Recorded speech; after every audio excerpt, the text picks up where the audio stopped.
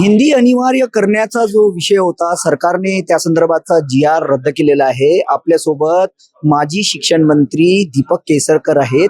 त्यांच्याकडून जाणून घेऊया नेमका हा त्रिभाषा सूत्राचा जो माशेलकर समितीचा रिपोर्ट होता, त्यामध्ये नेमकं काय होतं? माशेलकर समितीचा जो निर्णय होता तो स्वीकारला त्यावेळेला उद्धवजीच त्याचे होते. मी आपल्याला एवढंच सांगू शकतो की न्यू एज्युकेशन पॉलिसी ही महाराष्ट्राने स्वीकारलेली आहे. महाराष्ट्रामध्ये आज हिंदी कंपल्सरी आहे का? बिलकुल नाही. आता तर ऑप्शनल केली. हिंदी 5वी, 6वी, 7वीला कंपल्सरी 1971 पासून आहे.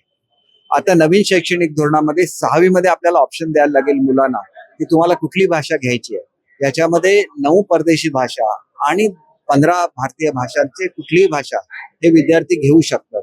जर 5वी, 6वी, 7वीला पूर्वीप्रमाणे हिंदी कंपल्सरी राहिलं असतं तर मुलांना कंपल्सरी घ्यायला लागलं असतं आणि त्याच्यामुळे ते कंपल्शन काढून टाकलेलं आहे. आणि मुलांना राष्ट्रभाषा तर शिकवायलाच लागणार, ती कुठल्या वर्गामध्ये शिकवावी हे हा निर्णय आता नवीन झालेली कमिटी घेईल. याच्यामध्ये राजकारण केलं गेलंय. बिलकुल असं नाही आहे की मराठीचं महत्व कुठे कमी केलेलं आहे. उलट मराठी तर कंपल्सरी आहे.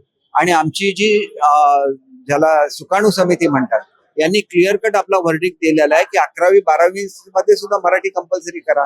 त्याला एक ऍक्ट अमेंड करायला लागेल. तो झाल्यानंतर 11वी 12वीला सुद्धा मराठी कंपल्सरी होईल. पण या संदर्भात म्हणजे दोन्ही म्हणजे ठाकरे बंधूंनी एकत्र मोर्चा आयोजित केला होता.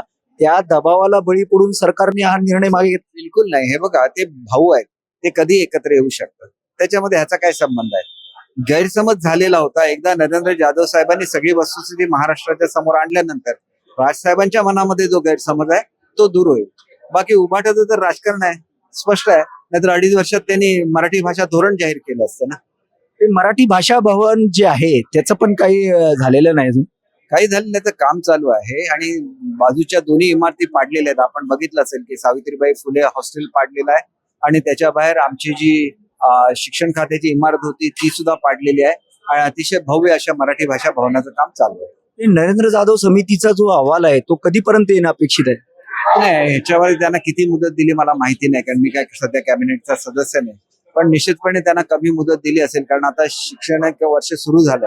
त्याच्यामुळे ह्याला काय हार्डली एखादा आठवडा सुद्धा पुरेसा आहे असं मला वाटतं.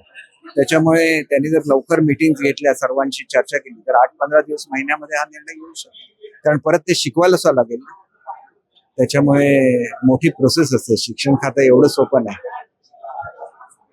तर हे होते दीपक केसरकर. नरेंद्र जाधव समितीला किती मुदत दिली त्याची मला कल्पना नाही, पण ती लवकरात लवकर त्यांचा अहवाल येईल अशी अपेक्षा त्यांनी व्यक्त केली आहे. कॅमेरा पर्सन शिवाजी काळेसह राजेश काळे, टॉप न्यूज मराठी, मुंबई. घ्या परदेशात भरारी, तेही सर्वसामान्यांना परवडणारी. 1 रुपया भरा आणि थायलंड मध्ये फिरा. सचिन इंटरनॅशनल घेऊन आले आहेत जगातली सर्वात स्वस्त परदेश टूर. पूर्ण 5 दिवसांचं पॅकेज आता फक्त 32,999 रुपयांमध्ये. पॅकेजमध्ये विमान प्रवास, हॉटेल, ब्रेकफास्ट, ट्रान्सपोर्ट आणि प्रेक्षणीय स्थळे.